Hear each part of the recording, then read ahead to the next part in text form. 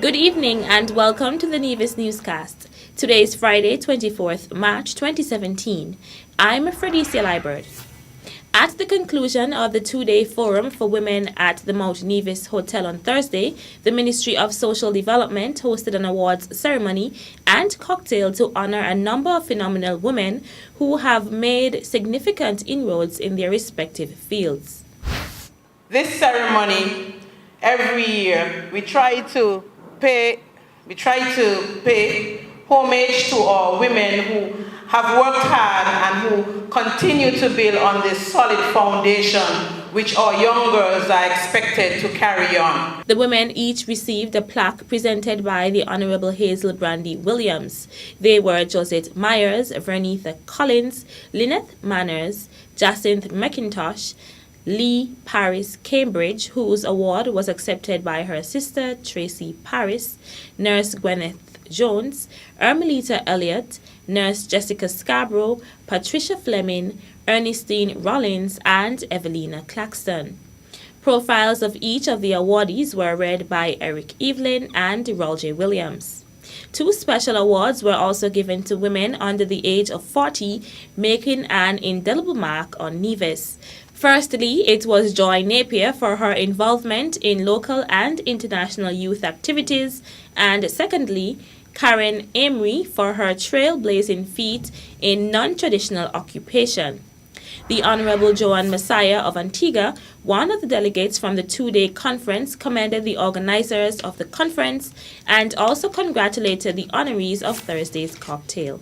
We have lived, and the world has been such that women's work has largely gone unnoticed, unrecognized, undervalued. And so again, I want to say congratulations to the ministry for taking that step to say publicly thank you to these women. The facilitators for the two-day conference were also recognized and presented with tokens by Minister Brandy Williams. They were Peter Witcham, Honorable Jacinth Henry Martin, Joan Messiah, Dr. Charmaine Crawford, Kenroy Roach, and Tresson Kramer. Deputy Premier, the Honorable Mark Brantley, congratulated the organizers for a job well done and encouraged them to continue on their various paths.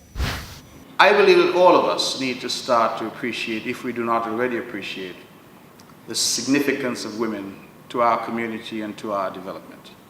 And so I rise simply to say thank you and to associate myself with all the wonderful things that have been said, and to encourage you as you leave this place and you go to your homes, and those of you who are visiting, you go back to where you live and work, that the work started here will not end here, but that you will continue to press and press and press for equality, for an end to violence against women and girls, for ensuring that women and girls are allowed at all times to have their rightful place. Following the ceremony at the Nevis Performing Arts Center, a cocktail was hosted, allowing everyone to relax after two packed days of activities. The second guest on the Government at Work radio show was the Honorable Troy Liebert, Junior Minister in the Ministry of Communications, Works, Public Utilities and Posts. Minister Jeffers used the platform to commend the manager of the Nevis Water Department and his staff, especially in spite of the challenges they are now facing. The problems being experienced are further compounded now as we are currently in the traditional dry season. Average consumption in Nevis is somewhere around 1.6 million gallons of water per day. But in the months of March and so on, it kicks up to over 2 million gallons of water per day, which is very, very significant.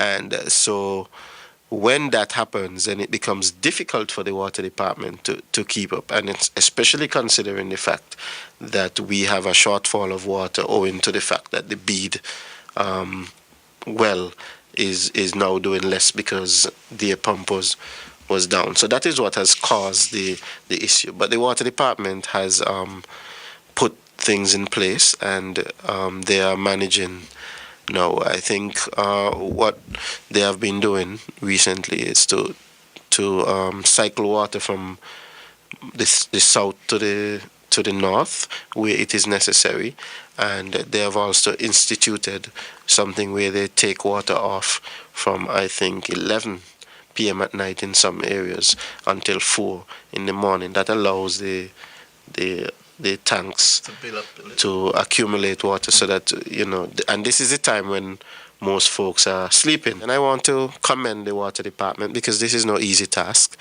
The guys have to be out in the middle of the night monitoring, and then somebody has to be up, or a few folks have to be up at 4 a.m. to go around to the various areas to put the water back on. And so I want to commend them for the hard work that they have been putting in. Minister Liburd noted that additionally a huge challenge is servicing the island's premier hotel plant, the Four Seasons Resort. When the Four Seasons is full, the Four Seasons themselves take a lot of water. Sometimes when they're full, they take on the order of, let's say, about 120 gallons per minute of water. That is what they would call for. And I will tell you, King, that Four Seasons was full last week, and for some parts of this week. So when they are full, they call for a lot of water. And notwithstanding the fact that Four Seasons was full, we were able to keep up with them and to keep the people satisfied with water this week. I didn't see too many comments this week on Facebook about the water, and I want to thank the guys for that, because they have been working really, really hard. The entire interview will with Minister Liburd speaking on other topics such as roads, public works, maintenance, and more can be seen this Sunday on NTV following the NNC Week in Review. The Government at Work program airs on NTV, Digital Play Channel 99 or www.nevistvonline.com at 8 p.m. on Sundays. The Deputy Premier of Nevis and Minister of Tourism in the Nevis Island Administration, the Honourable Mark Brantley, Chief Executive Officer of the Nevis Tourism Authority, Greg Phillip, and Sales and Marketing Manager UK and Europe, Julie Claxton, met with UK contacts in London to consolidate relationships. The Nevis Tourism Authority, NTA, visited London last week for what proved to be a productive and enlightening week. On Monday, 13th March, the NTA and St. Kitts Tourism Authority joined forces and attended the 16th Annual Unite Caribbean event. The original and well-established one-stop shop event for UK and European-based tour operators to hold informal, pre-booked, one-to-one meetings with tourist boards, hoteliers, representation companies, airlines, ground handlers, and car hire companies from the Caribbean region. On Wednesday, the NTA had a follow-up meeting with the largest provider of the Nevis bookings to the UK to further discuss opportunities on the island. Nevis also met with further tour operators in the UK to develop additional tourism sales opportunities. In the evening, the NTA attended the premiere of Time Detective Who is Philippa, a film inspired by Dr. June Goodfield's book Rivers of Time, which was filmed in both Nevis and the UK. CEO of the NTA, Greg Phillips, says Nevis's success and awareness among travelers and the travel trade in the UK continues to grow, and the activities during this promotional week has proven to be a valuable source of support and fruitful collaboration for the stakeholders and travel partners. Still to come, NIA's Small Business Symposium awarded 9 individuals for their work in the field.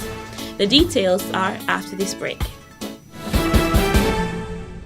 As a responsible taxpayer, you help to finance free health care at all health centers on Nevis. Thank you for putting country above self. This message was brought to you by the Inland Revenue Department, Nevis. Be a responsible citizen.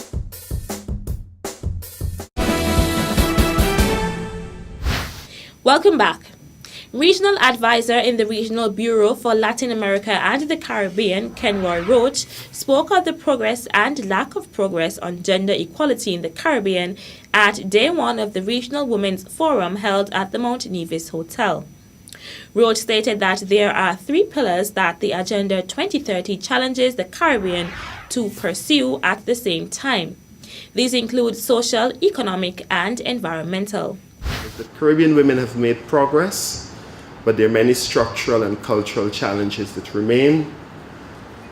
From the Caribbean Human Development Report of 2016, which I had the privilege of being one of the lead authors, one of the things we profile in the report is that women vulnerabilities add up over time, and that for you to see the sort of quantum leap that is necessary, you sort of need to go at it from a multi-dimensional life cycle approach, and not just talk only about, for example, women's economic empowerment or only women's political representation and participation. You need to sort of look at all the vulnerabilities, and you need to sort of have a holistic approach. Roach said, according to the Caribbean Human Development Report, women are among 5 of the major vulnerable groups in the region, along with elderly, youth, indigenous population, and disabled communities. He then outlined some of the reasons for the vulnerability in women in the Caribbean. Low labor force participation rate, lower level and lower paid jobs, teenage pregnancy, economic dependence. In Trinidad and Tobago, for example, when we looked at the data, it was found that about 70-something% of women who remain at home are subject to some form of abuse. Age at first union, ineffective school systems, underrepresentation in politics. Roach also spoke about health in the Caribbean. He stated that investment in Latin America and the Caribbean is lacking. When we look at Latin American Caribbean as a region, and this is extremely important, we find that the investment in health lags all the other regions in the world, including Africa. And that's a very disturbing fact, and we believe that this is one of the reasons why we're seeing no progress on the human development indicators, and in fact in some countries a decline. And the question you may ask is why, and this is linked to the economic situation that the region found itself in post 2006-2008 and the global financial crisis, and the region's ability to invest. So while there is a heavy investment, for example, education and health is still a huge share of the national budget, compared to other countries globally, it's still lagging. Kenroy Roach, Regional Advisor for the Regional Bureau for Latin America and the Caribbean, speaking at the Regional Women's Forum, one of the activities held here on Nevis in celebration of International Women's Day. The Nevis Island Administration's NIA's Ministry of Finance held a small business symposium Thursday, 23rd March at the St. Paul's Anglican Church Hall. Permanent Secretary in the Ministry of Finance, Colin Dorr, stated that the NIA holds fast to the view that small businesses are the engine of growth in the economy. When we look at the statistics for 2016, we realize that we had close to 300 business licenses being issued, with a very large portion of it, at least 90%, relating to small and micro organizations. And that's a very good thing, because it tells us that the economy, in a way, is creating the opportunities for small business to grow and to flourish. When we look at the quarter up to March 2017, we are seeing close to 106 business licenses being issued, again, predominantly in the small and micro business area.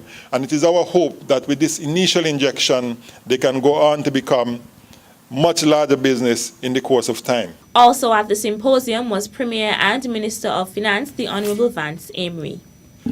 Our effort as a government is really to provide the avenues and the opportunity to train you, to give you exposure to the ideas which will enable you to make your business better. I want to just encourage you that the training which you will be exposed to today is to get you to become equipped or to equip yourselves to deal with those ideas, those business plans which you have, to go and do the research to make sure that the idea you have is marketable, is workable, is bankable, and that it could be profitable. Premier Amory, along with the director of the Small Enterprise Development Unit, SIDU, also presented awards to some of the small business owners. Such persons included Dale Farrell of Echo Wash, Austin Lescott of A+ Security, Junior Duncan Mills of Duncan's Heavy Equipment, his sister Cavell Mills accepted on his behalf, Yvonne Rogers for her work in craft, Carlos Williams in the area of construction, Aretha DeChatlo of Rita's Fashion, Margaret Elliott of Nev Kids and Things, her daughter Paula Elliott collected on her behalf, and Donald Keynes of the Rickett Fabrics, and Payfield Hill of P. Hill and Sons in the field of joinery. The symposium continued with a panel discussion featuring presentations from the Inland Revenue Department, F&D Credit Union, Mitch Morton, Nicholas Hall, Craig David, and Valencia Griffin. The following is a notice from the Chief Medical Officer of Health in St. Kitts and Nevis, Dr. Hazel Laws. The National Agriculture, Health and Food Security Advisory Committee, which is comprised of the Ministry of Health, Ministry of Agriculture, Department of Consumer Affairs, Bureau of Standards, and the Customs and Excise Department, convened an urgent meeting on Thursday, 23rd March, and arrived at a consensus on the following two recommendations as it relates to the importation of meat products into the Federation of St. Kitts and Nevis. 1. To impose a temporary ban on the importation of all animal and animal products from Brazil, as we have lost confidence in that country's certification process for the export of meat. And 2. To remove or withdraw from the shelves all corned beef imported from and originating in Brazil, for detention until we have received more information on the specific batch numbers and companies that are implicated in the packaging of rotten beef in that country.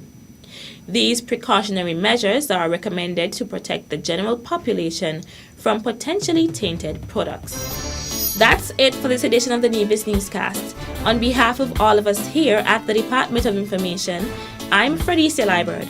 Thank you for viewing.